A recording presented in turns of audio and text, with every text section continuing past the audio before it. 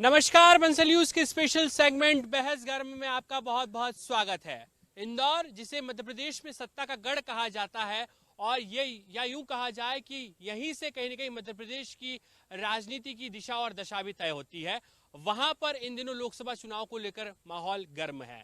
माहौल गर्म क्यों है, यह वजह भी आप जानते हैं। दरअसल चुनाव के बीच में ही कांग्रेस के जो कैंडिडेट हैं वो कांग्रेस का दामन छोड़कर बीजेपी का साथ थाम लेते हैं, और इसे लेकर बहस गर्म भी है। लेकिन इन सब के अलावा कई मुद्दे ऐसे भी हैं जो हर चुनाव में प्रभाव डालते भी हैं। चूंकि लोकसभा का इलेक्शन है, एक तरफ है केंद्र में प्रधानमंत्री नरेंद्र मोदी, तो दूसरी तरफ राहुल गांधी। हालांकि ये मुकाबला एनडीए वर्सेस इंडिया गठबंधन के बीच में भी है। लेकिन इंदौर की सियासत में कौन से मुद्दे हैं, क्या दल बदल का मुद्दा इस बार के इलेक्शन में गरमा रहा है, क्या अक्षय बम के बीजेपी ज्वाइन करने का मुद्दा इस बार गरमा रहा है, इस पर बहस करेंगे। हमारे साथ कांग्रेस और बीजेपी के तमाम जो नेता हैं वो मौजूद रहेंगे, कार्यकर्ता वो मौजूद रहेंगे, और इसके अलावा कुछ पॉलिटिकल एनालिसिस के तौर पर वरिष्ठ पत्रकार भी हमारे साथ जुड़ेंगे, कुछ गणमान्य लोग भी। तो चलिए सबसे पहले शुरुआत चूंकि करते हैं कांग्रेस के नेताओं से ही, क्योंकि मुद्दा यही है कि कांग्रेस के कैंडिडेट ने ज्वाइन कर ली है बीजेपी। आखिर कांग्रेस इस बार नोटा को प्रमोट क्यों कर रही है, क्या वजह है कि इंदौर में कांग्रेस जोर लगा रही है, जनता से अपील कर रही है कि नोटा को वोट डालें। चलिए शुरुआत करते हैं राकेश सिंह यादव जी से। राकेश जी, क्या कुछ मानते हैं, कांग्रेस के सामने एक ही ऑप्शन है, अब सिर्फ नोटा, नोटा और नोटा? देखिए, सबसे बड़ी बात जो हुई है कि मतदाताओं का जो मत का अधिकार था वो छीन लिया गया। ये पहली बार लोकतंत्र के इतिहास में हुआ है कि जब भारतीय जनता पार्टी अगर ये जानती थी कि वो चुनाव जीत रहे हैं तो फिर कांग्रेस के उम्मीदवार को उनको ले जाने की जरूरत ही नहीं थी, आवश्यकता ही नहीं थी, या उनको कोई खतरा था कि चुनाव हार रहे हैं, ऐसा भी मुझे नहीं लगता। तो इसके बाद ऐसा करना, इसका मतलब है कि एक माफिया तंत्र जैसा बंबई या महाराष्ट्र में होता है, डेवलप करने की कोशिश है। जो बीजेपी की वरिष्ठ नेता पूर्व लोकसभा अध्यक्ष ने भी इस बात को स्वीकारा है कि यह करने की आवश्यकता नहीं थी, हम चुनाव लड़ रहे थे और चुनाव जीत रहे थे, फिर आप क्यों सामने वाला कैंडिडेट उठा के लेके आए। तो मतदाताओं में एक ये रोष है कि मेरा मत सामान्य मतदाता के तौर पे, चाहे मैं बीजेपी को दूं या कांग्रेस को दूं, लेकिन मुझे मत देने का अधिकार था, लेकिन अब वो अधिकार समाप्त हो गया है। यानी संदेश ये दिया है कि हम जो चाहेंगे वो करेंगे, हम जो चाहेंगे वैसा माफिया राज स्थापित करेंगे, आपके वोट की हमें आवश्यकता नहीं है, हम तो जीते हुए हैं। ठीक है, ये राजशाही में होता था, ये तानाशाही में होता था, लेकिन लोकतंत्र में पहली बार हुआ। इसलिए कांग्रेस आज नोटा को जनमानस में ले जाके बता रही है कि आपको अपने मत की ताकत दिखाना है, आपको ये दिखाना है कि नोटा देने के बाद जो भारतीय जनता पार्टी अहंकार में चूर है, उसके अहंकार को चूर चूर करना है। ये कांग्रेस के आरोप है, लेकिन क्या कुछ कहेंगे आप, कैसे देखते हैं इनके आरोपों? कह रहे हैं कि लोकतंत्र की हत्या करने का काम किया है बीजेपी ने। देखिए, कांग्रेस लोकतंत्र की बात कर रही है। सन 77 के अंदर लोकतंत्र की किस प्रकार हत्या हुई थी, ये इनसे पूछिए। दूसरा, ये नोटा की बात कर रहे हैं। इंदौर की जनता आप देखना 13 तारीख के रोज कितने वोट डालेगी। नोटा क्या है? नोटा वो है कि हमारे घर में शौचालय होते हुए हम पेंट के अंदर पोट्टी कर दे, उस प्रकार नोटा। और इंदौर की जनता जानती है, वो पेंट के अंदर पोट्टी करना नहीं जानती। और वास्तव में देख लेना आप समय के अंतर्गत कि जिस प्रकार इंदौर स्वच्छता के अंदर नंबर 1 है, आने वाले समय के अंदर ये वोटों के अंदर ऐतिहासिक रिकॉर्ड यहाँ पर शंकर ललवानी जी जीतेंगे। और आज कांग्रेस से देखा नहीं जा रहा है। अरुण गगन पर महाप्रगति का फिर मंगल गान उठा, करवट बदली अंगड़ाई ली, सोया हिंदुस्तान उठा। इनको जो हिंदुस्तान सोया हुआ है वो जाग गया है, इनको ये समझ में नहीं आ रहा है। और हिंदुस्तान की जनता आज जाग चुकी है, और आने वाले समय के अंदर हम 400 पार निश्चित होंगे। नोटा कोई टेंशन बढ़ा रहा है बीजेपी की, क्योंकि जिस तरीके से प्रमोट कर रही है कांग्रेस, से कहा जा रहा है कि इंदौर रिकॉर्ड बना सकता है नोटा में। देखिए, पहली बात तो कि ये जो नोटा नोटा चिल्ला रहे हैं ये इनकी मजबूरी है।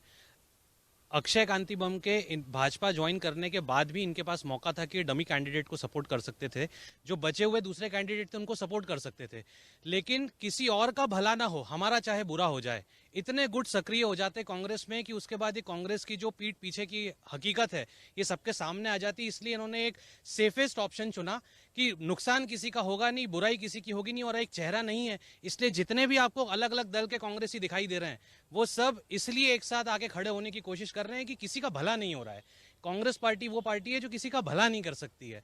रही बात नोटा पे वोट करने की, तो मैं आज आपको फिर ये बात दोहरा रहा हूं कि चलिए अगर हम आंकड़ों की भी बात कर लें, इंदौर में 18 लाख से ज्यादा वोटर हैं।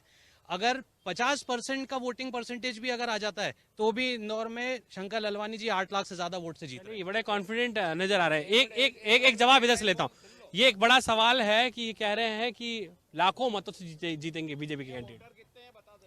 भैया आपको पहले से आपको माँ अहिल्या की नगरी में आपका स्वागत है। सबसे पहले मैं कहना चाह रहा हूँ मैं आ रहा हूँ, राकेश जी आपके पास आ रहा हूँ। 15 लाख की घड़ी पहनकर फॉर्च्यूनर में घूमकर इस तरह का जो उनने कृत्य किया है वो पूरी तरह से गलत है। दूसरी चीज़, उनको इस तरह से काम करना नहीं चाहिए था और उनके माथे में पूरी तरह से गद्दार लिखा गया है। वो भले ही कहीं पे भी घूमे, लेकिन इंदौर की जनता उनको गद्दार के रूप में ही जानेगी, पहचानेगी कि उनने इस तरह का गलत कार्य किया है और जनता ने पूरी तरह से मत बना लिया है। अगर आपके वीडी शर्मा ने उनको अभी खोटा सिक्का बोलाएगा, आप ये बताइए कि आपके सर्व सम्मान हमारे भी आदरणीय ताई है, उनने तक विरोध कर दिया था कि ऐसा करने की जरूरत क्या थी। ये जो है कंपनी जो चल रही है आपकी आर के कंपनी, वो सब इनका ही रहा है और इससे पूरी जनता भी पूरी तरह से नाराज है और आगे आपको खामियाजा भुगतना पड़ेगा। खामियाजा कौन भुगतेगा ये वक्त बताएगा। जी आपको सवाल ये कहना है कि भाजपा के एक नेता अभी बोल रहे हैं कि 18 लाख मत हैं। शंकर ललवानी जी सुनेंगे तो बेहोश हो जाएंगे। मत कितने हैं ये भी देख ले। दूसरी बात, या जितने नेता हैं बीजेपी के, इनसे पूछ लीजिए बूथ कितने हैं, बूथ कितने हैं लोकसभा में, बता दें तो मैं प्रणाम करता हूं। पूछ लीजिए। ये बूथ वाला सवाल भी ले लेंगे, लेकिन क्या मुद्दे हैं हम लोग देख रहे हैं कि यहाँ पर बड़ी संख्या में जो है वो महिला शक्ति भी है, खासतौर पर जिस तरीके से महिला आरक्षण की बात भी होती है। क्या कुछ आपको लग रहा है इस बार इलेक्शन में कितना प्रभाव देखने को मिलेगा, कौन सी पार्टी हावी नजर आ रही है? बिल्कुल, इसमें कोई डाउट ही नहीं है कि बीजेपी पूरी तरह से हावी है और महिला सशक्तिकरण पे उन्होंने जो काम पिछले 70 सालों में कांग्रेस कभी नहीं कर पाई, कभी उनकी विचारधारा नहीं थी, उसको उन्होंने कर दिखाया है। एंड आई एम 100% श्योर कि अगर हम जो कि हमें विजय मिलनी ही है तो उसके बाद एक समय ये भी आएगा कि वाई नॉट 50-50 की भी हम बात करने की स्थिति में रहेंगे। तो माननीय प्रधानमंत्री जी ने बहुत बड़ा काम किया है महिला सशक्तिकरण का, महिलाओं का राजनीतिक सशक्तिकरण, और तो और डिफेंस जैसी सर्विसेज में भी आज महिलाएं इतनी आगे हैं, तो वो 70 सालों में कभी नहीं हुआ और अभी हुआ है, तो इसका श्रेय पूरा माननीय प्रधानमंत्री जी को जाता है। उसके अतिरिक्त आप उल्टा ये देखेंगे कांग्रेस के जो प्रदेश अध्यक्ष हैं उनकी मानसिकता महिलाओं के प्रति क्या है, और ऐसी महिला जो इतने सालों से उनके ही दल को सेवाएं दे रही थी, उसके प्रति अगर उनकी मानसिकता ये है तो एक आम औरत के प्रति उनकी विचारधारा कैसी है, ये उनका नेतृत्व अपने आप में समझाता है। और ये उनका ही कमजोर नेतृत्व है, उनके शीर्ष नेतृत्व की कमजोरी है कि वो अपने कैंडिडेट को सपोर्ट नहीं कर पाए, संभाल नहीं पाए, और आज वो ताई के बयान को तोड़ मरोड़ के अपने फेवर में यूज करना चाहते हैं। कह रहे हैं कि बयानों को तोड़ मरोड़ को पेश किया जा रहा है, क्या मानते हैं आप, किस तरीके से देखते हैं? एक तरफ नोटा कांग्रेस प्रमोट कर रही है, दूसरी तरफ वो कह रहे हैं कि लाखों मतों से जीतेगी बीजेपी। क्या होता है कि मीडिया ने कहीं तोड़ मरोड़ के पेश नहीं करा। ये क्या है कि अब अपना मुंह काला हो गया ना, तब दूसरे को भी वो वैसा काला काला दिखा रहा है मुंह। क्या अब ताई जी की मुंह में कांग्रेसियों ने जुबान डाल के नहीं बोला था? ये इंदौर की संस्कृति है, माँ अहिल्या की पावन नगरी है और ताई जी माँ अहिल्या का दूसरा रूप है इंदौर में। आप देखिएगा उन्होंने सच बोला और इसलिए इनको क्या है नीचे से ऊपर तक मिर्ची लग गई। इनको इनके कार्यकर्ताओं पे भरोसा नहीं था, इंदौर की जनता पे भरोसा नहीं था, इसलिए तो अगवा करके इन्होंने अक्षय बम को ले गए और उसका नामांकन वापस कर दिया। अपहरण हुआ है सीधे तौर पर, बहुत बड़ा आरोप लगा रही है कांग्रेस की आपने जो है वो कांग्रेस प्रत्याशी का अपहरण किया। कांग्रेस प्रत्याशी खुद बोल रहा है कि जब मुझे पहली बार प्रत्याशी बनाया गया था तो मेरे ही लोगों ने मुझे सपोर्ट नहीं किया। पहले दिन भी मैं बैठा रहा, दूसरे दिन भी बैठा रहा, तीसरे दिन भी बैठा रहा। जब मैं सभाओं के लिए बोलता था तो कोई कांग्रेसी मेरे सपोर्ट में आया नहीं है। सभाएं उन्होंने मुझे करवा के दी नहीं है, जनसंपर्क में मेरे साथ कोई कांग्रेसी साथ नहीं दिया। तो कांग्रेस से हताश होकर ही बीजेपी में आए और आज जो मान सम्मान उनको बीजेपी में मिल रहा है वो शायद सम्मान उनको कभी भी कांग्रेस में नहीं मिला था। मुद्दों पर भी होगा इस बार का इलेक्शन, आपको नजर आ रहा है कि मुद्दे इस बार प्रभाव डाल पाएंगे? बिल्कुल सर, बिल्कुल प्रभाव डाल पाएंगे, क्योंकि हम यहाँ से बैठ के मोदी जी के विजन को विजुअलाइज कर सकते हैं, चाहे वो स्वास्थ्य की बात हो, चाहे वो एजुकेशन की बात हो, चाहे वो महिला सशक्तिकरण की बात हो। हर मुद्दे पे उनका एक विजन है और हम उस विजन को लेके आगे बढ़ते हुए जाना चाहते हैं। अगर नोटा की बात करें तो वो जो कह रहे हैं ये तो गला घोटना हो गया हमारे मत देने के अधिकार को। आपका घर जल रहा है खुद अंदर, तो आप पड़ोसी के घर में भी आग लगा दीजिए, है ना? ऐसा नहीं कर। ये कह रहे हैं कि पड़ोसी के घर में आग लगा दे, आपका घर जल रहा है, तो ऐसा कुछ काम कर रही है कांग्रेस? पड़ोसी के घर में आग लगा दे? अगर आपके घर में आग लगी तो क्या आप दूसरे पड़ोसी के घर में भी आग लगा देंगे क्या?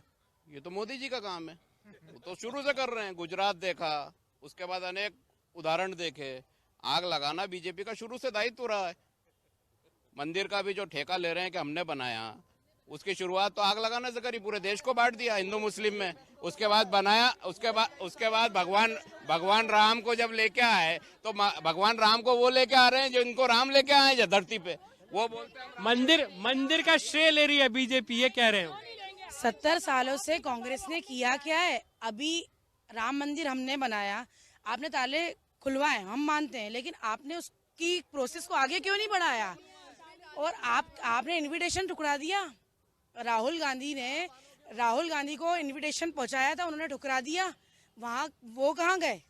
आप अपना परिवार संभाले, आप हम लोगों पे आरोप ना लगाएं। क्या इस बार राम के नाम पर मिलेगा वो वोट, आपको लग रहा है? आपको बता रही हूं, जो पक्के हिंदुत्व जो कांग्रेस में पे हैं, जो पदाधिकारी हैं, वो उनको अंदर से जो आत्मा बयां करती है कि नहीं एक हिंदुत्व भी है, वो इसलिए भाजपा में आए। उनको किसी ने फोर्स नहीं किया, हम आमंत्रण देने नहीं गए, वो खुद स्वयं आए हैं बीजेपी में। क्यों? क्योंकि उनको लग रहा है कि हम हिंदुत्व के विरोध में कैसे जा सके। कांग्रेस उनको राम मंदिर तक का जश्न नहीं बनाने दिया, वो घर बैठ के सिर्फ टीवी में देखते रहे। ये कारण है कि मोदी लहर, मोदी जी इसलिए सबके लिए पूजनीय इसलिए हुए हैं। चलिए, हमारे साथ लक्ष्मीकांत पंडित जी भी हैं, वरिष्ठ पत्रकार। पंडित जी, कैसे देखते हैं ये जो सियासी सीन हुआ है इंदौर में, इसे कैसे इंदौर की जनता देख रही है और आने वाले चुनाव में हो क्या रहा है? हाँ बिल्कुल पीयूष जी, हम दोनों पक्षों को सुन रहे हैं और मुझे लगता है कहीं ना कहीं नैतिकता के पैमाने पे देखें तो आम जनता को कहीं ना कहीं बुरा लगा है कि इस प्रकार का घटनाक्रम नहीं होना चाहिए। लेकिन राजनीतिक गतिविधि अलग होती है, राजनीतिक चालें अलग होती है, सभी अपने अपने तौर पे खेलना चाहते हैं। उस तौर पे भाजपा अपने आप को सही साबित करने में तुली है। और जैसे कि हमारे पार्षद महोदय ने जो है कविता भी सुना दी है, पोटी तक आ गए हैं, तो जो भाषा का जो संस्कार का चित्रण हो गया है। जो भाषा की कांग्रेस कभी नहीं करती थी इस तरह की बातें जो आज लाइव टीवी पे जनता सुन जो रही है। भाषा की कलात्मकता है वो कहीं न कहीं भाजपा है और इसी कारण उदाहरण तो कभी जिंदगी में नहीं दे सुने मैंने, पहली डिबेट में ऐसा उदाहरण सुन रहा हूँ। ऐसे उदाहरण, इस तरह के उदाहरण हमने कभी नहीं सुने ना। ऐसे संस्कार रहे, एक स्तरहीन बात पे कभी भी कांग्रेस नहीं जाती, एक स्तर पे हर बात का जवाब देती है। राम मंदिर के मसले पे बहुत सीधी बात है कि जब राष्ट्रपति को ही नहीं बुलाया, राष्ट्रपति को आमंत्रण दिया लेकिन राष्ट्रपति क्यों नहीं आई, ये आज तक स्पष्ट नहीं हुआ। तो भारतीय जनता पार्टी का जो कार्यक्रम था राम मंदिर का, उसका बहिष्कार कांग्रेस ने करा, भगवान श्री राम का बहिष्कार नहीं करा। चलिए, कुछ आम आदमी पार्टी के तमाम नेता है, उनसे भी कुछ सवाल ले लेते हैं। क्या कुछ कह रहा है इंदौर का चुनाव, ये जो सीन हुआ है उसे आम आदमी की नजर से कैसे देखा जाए? देखिए, ये जो सूरत में हुआ, खजुराहो में हुआ, इंदौर में हुआ, पुरी में जो हो रहा है, ये सिर्फ भारतीय जनता पार्टी का लिटमस टेस्ट है। ये नहीं चाहते कि आम जनता अपना अधिकार का उपयोग करे और वोट देने जाए। तो आम जनता के अधिकार का उपयोग का इन्होंने लूट मचाई है, उनका अधिकार छीना है। तो इंदौर की आम जनता इनको अच्छी तरह से जवाब। आप क्या मानते हैं? सर एक बात बतलाइए, इंदौर में लोकसभा भाजपा कब से जीत रही है? 1990 से, है ना? अभी तक किसी ने कोई रोका? भाजपा अपने आप को बढ़त में ला रही थी, तो अब के इंदौर में क्या जरूरत पड़ गई चलते चुनाव में उसको उठा के लाना, नामांकन वो करवाना? तो जब भाजपा जीत रही, जरूरत नहीं थी करने की। जवाब भी लेंगे। हमारे साथ में परमानंद तोलानी जी हैं, जो इस वक्त निर्दलीय प्रत्याशी के रूप में मैदान में। तोलानी जी, क्या कुछ देख रहे हैं? बीजेपी तो कह रही कि हम जीत रहे हैं और कांग्रेस कह रही कि नोटा में बटन दबाइए। भाई, जब से चुनाव की घोषणा हुई है, जब से भारतीय जनता पार्टी एक ही गाना गा रही है कि हम 8 लाख से जीत रहे हैं, उनको कैसे मालूम 8 लाख से जीतेंगे? मतलब मशीनों में कुछ ना कुछ सेटिंग करी होगी तभी तुमको मालूम है। परफेक्ट आंकड़ा कैसे बता रहे हैं ये लोग कि साहब हम 8 लाख से जीतेंगे? नहीं, एक मिनट, इसके बाद कांग्रेस दूसरी गलती कर रही है, वो नोटा का प्रचार कर रही है, तो लोग नोटा को वोट देंगे, आगे चल के लोग कांग्रेस को भूल जाएंगे। तो कांग्रेस ने जो गलती करी है, बीजेपी भी वही गलती कर रही है। ये दो ही पार्टियां भ्रष्ट है कुल मिलाकर, ये दो ही पार्टी भरोसे लायक नहीं है। तो क्या जनता क्या करे साहब? जनता निर्दलीय को वोट दे। जी, आप कुछ कह रहे थे? देखिए, जो अभी देश में चल रहा है, ये लोग बोले पहले 400 पार, क्योंकि एक साइंटिफिक मतलब मनोवैज्ञानिक ऐसा होगा 300 तो हमारी आ ही जाएंगी, इनकी 200 से भी कम आ रही। देखिए, ये इनको केवल सत्ता चाहिए। अगर गाय काटने वालों से चंदा लेते हैं, महिला अत्याचार पे हमेशा महिलाओं पे मणिपुर में दिक्कतें हो रही हैं, उनको नग्न घुमाया गया ना, महिलाओं के लिए है। अब हिंदूवादी उस पर आ जाए तो गाय काटने वालों से ले रहे हैं। इनने पाकिस्तान से भी चंदा लिया है, ठीक है ना? और तीसरी बात, और अभी डरे हुए हैं प्रधानमंत्री जी, वो कहने लग गए अब स्थिर सरकार, पहले 400 पार। आप क्या कुछ कह रहे हैं? बिरयानी की बात आई, ये कह रहे हैं जो आरोप इन्होंने लगाए हैं अनुराग यादव जी ने, ये कह रहे हैं कि झूठ है, कोई चंदा नहीं लिया ना पाकिस्तान से। अरे बिरयानी खाने तो गए थे, वो भी क्या झूठ था? पाकिस्तान की एंट्री हुई है, ये एक बड़ा यहाँ पर आरोप है कि पाकिस्तान से भी चंदा लिया है बीजेपी ने। मेरी बात सुनिए, एक मिनट। अगर पाकिस्तान से हम चंदा ले लेते, भाजपा पाकिस्तान से चंदा ले लेती, तो पाकिस्तान राहुल गांधी जी के समर्थन में इतने नारे क्यों लगा रहा होता? पूरी पाकिस्तान एक छत्र राज करके राहुल गांधी और इनका समर्थन कर रही है। उसका कारण क्या है? ऑन रिपोर्ट वो भाजपा को कोसते रहते हैं, क्यों राहुल गांधी जी का सपोर्ट करते रहते हैं। और ये इंडी समर्थक ये गाय काटने की बात करते हैं।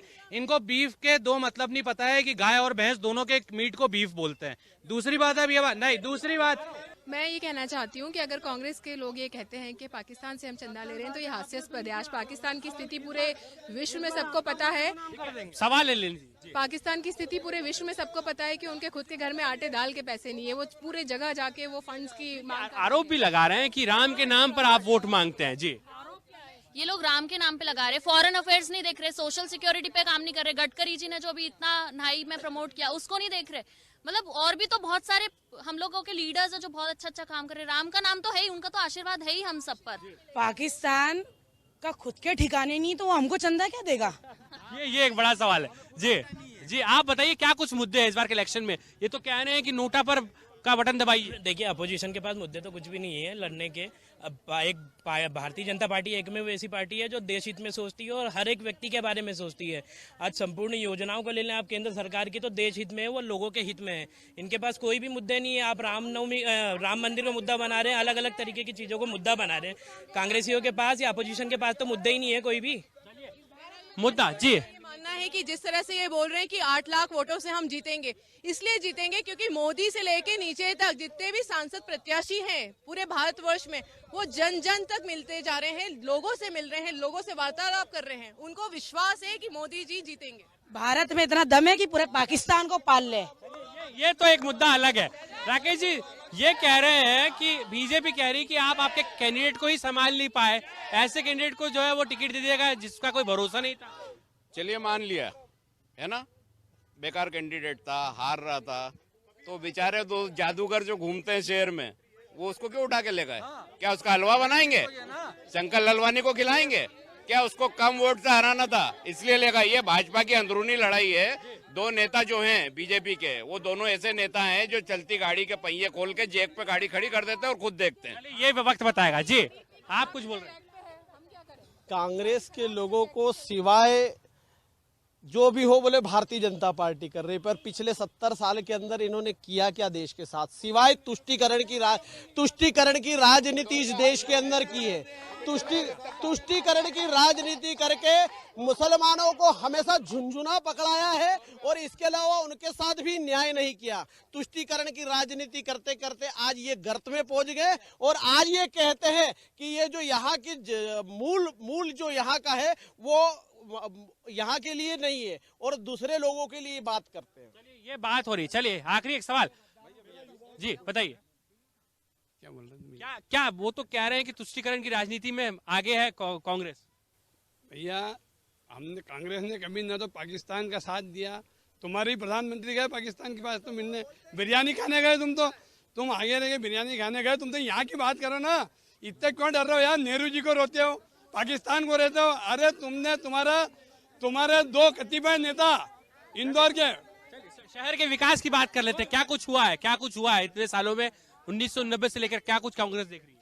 कांग्रेस सब कुछ अच्छा देख रही थी, सब अच्छा ही चल रहा था। सब ये तो हवाई जहाज भी इनने बनाए, सुई भी इनने बनाई, सब इन्होंने करा है। ये इंदौर की जो दादागिरी की राजनीति चल रही है, ये दादागिरी की राजनीति बंद होना चाहिए। जो दो कतिपय नेता हैं, आपने भू माफिया देखे, खनन माफिया देखे, पर अब ये गौरव खराब हो गया माहिल्या की नगरी का कि हमको राजनीति माफिया भी देखना पड़ गया इन गुंडों के बीच। मैं देश के एक सवाल बात कर रहा हूँ कि जो मोदी जी ने कहा था 10 साल पहले कि 2 करोड़ नौकरियां हम हर साल देंगे, 10 साल उनको हो गए हैं, तो अभी तक 20 करोड़ नौकरियां युवाओं को मिल जाना चाहिए। अब ये रेल बेच रहे हैं, सारी जो भी हमारी संपदा थी जो कांग्रेस ने समय पे बनाई थी वो सब बेच देंगे। तो इनके पास मैनिफेस्टो में है कि देंगे नौकरियां कैसे? हिसाब मांग रहे हैं। मैं एक सवाल आपसे ले लेता हूँ। जी एक मिनट।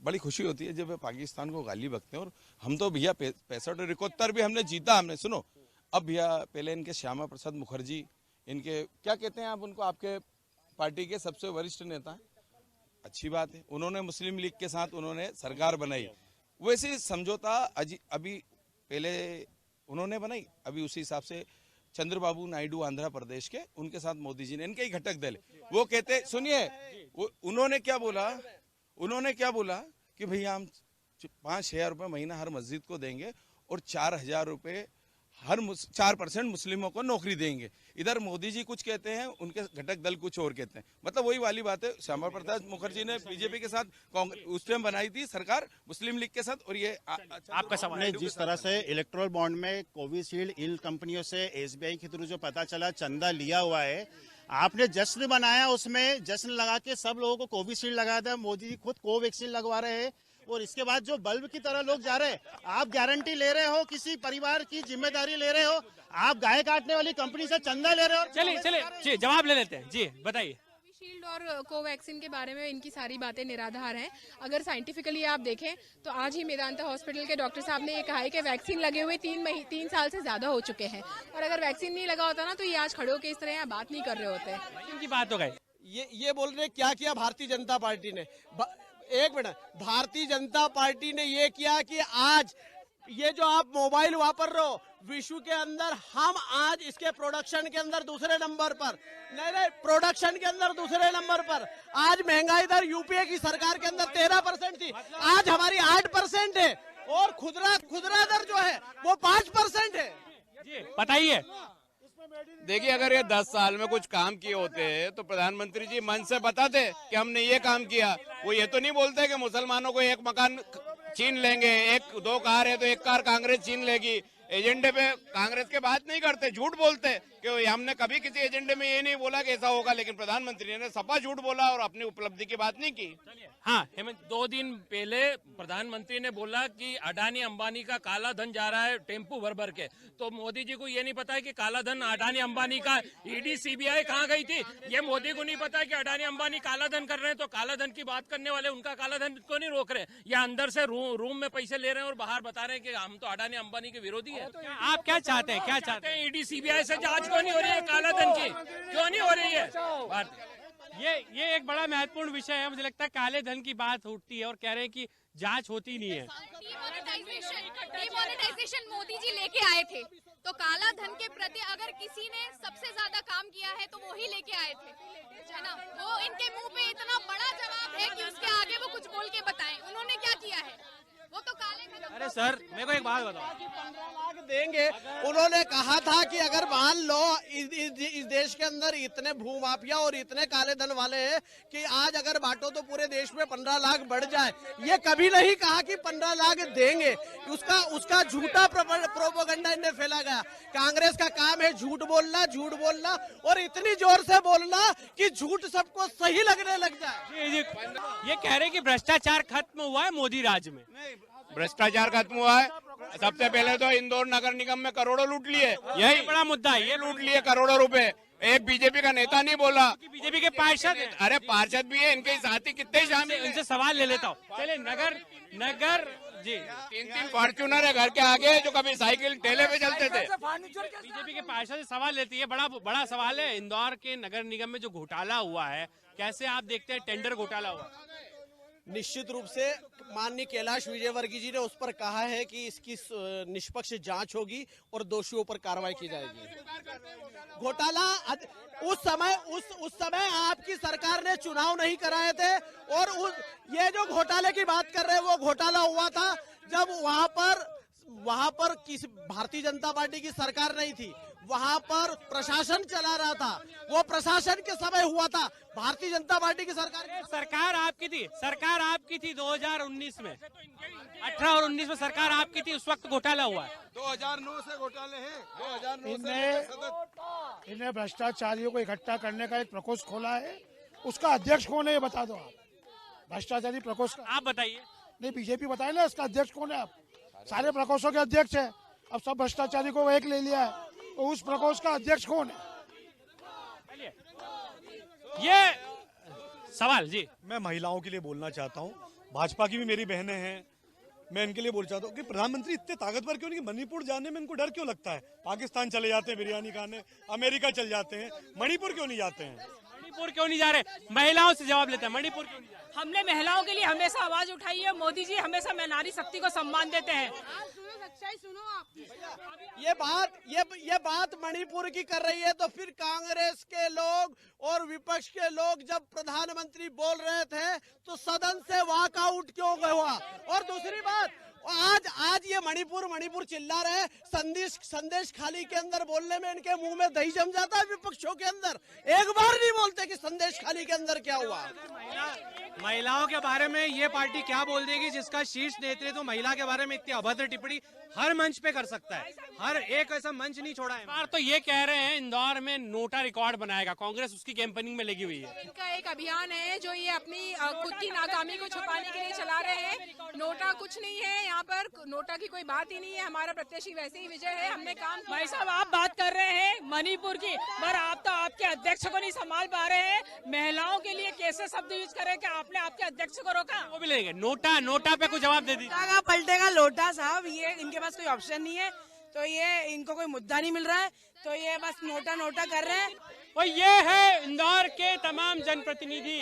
और चूंकि लोकसभा चुनाव का माहौल है और इस बीच में एक तरफ कांग्रेस नोटा को प्रमोट कर रही है, तो दूसरी तरफ बीजेपी इंदौर में एक नए रिकॉर्ड बनाने का दावा कर रही है। लेकिन क्या कुछ होगा 4 जून को जब नतीजे यहाँ पर सामने आएंगे, उस वक्त कहीं न कहीं यहाँ पर पता लगेगा कि आखिर इंदौर में हुआ क्या है और इंदौर में आखिर राजनीति का ऊंट किस करवट बैठा है। फिलहाल हमारी खास पेशकश में इतना ही। अगली बार फिर मिलेंगे बहस गरम के खास एपिसोड में कुछ नए मेहमानों के साथ में। तब तक के लिए मुझे दीजिए इजाजत और ताजा तरीन खबरों के लिए जुड़े रहिए बंसल न्यूज के साथ। नमस्कार।